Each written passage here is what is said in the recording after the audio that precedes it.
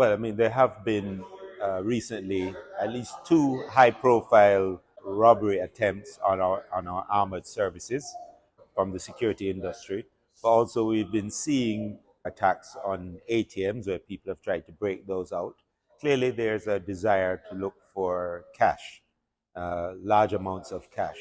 So, in the handling of large amounts of cash, especially within the security industry, we need a certain uniformity, standard operating procedures, and just best practices implemented within the industry. And then the communications between the industry and the JCF need to be supportive of a more secure environment. There are technologies that we can implement. Both the industry and the police to better secure this volume of cash. Clearly, we have a heavily cash-based economy still, and we're very cognizant that the amount of cash in circulation and people's desire to get cash and use it for their day-to-day business is still significant in Jamaica. We haven't moved at all, in my mind, to a significantly cashless society. So the key things, and we had a good set of discussions today.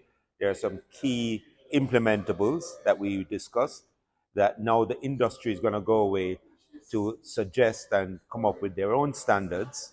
They'll have a discussion with us about these standards and our own input into how the whole operation of movement of large amounts of cash is going to take place going forward. And we will also have a discussion with them and the Bankers Association to make sure that we're all on the same sheet of music to deal with what is a great concern to us.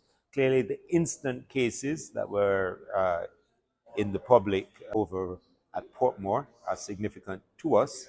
Our investigators are moving rapidly to not only recover items used, but also follow up on this case. We have very strong leads, and we have persons in custody. That's all I'll say about the investigation at the moment, but I'm happy with the way it is going so far.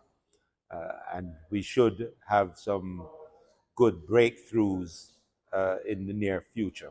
That is good with respect to those incidents. We are monitoring a couple of gangs, and we have some persons in custody from those gangs who have been involved in some of these robberies, not specifically the ones on beryllium recently, but generally on ATMs and other heavy cash robberies that have taken place over the past few months. So we have persons in custody. We are putting together the cases.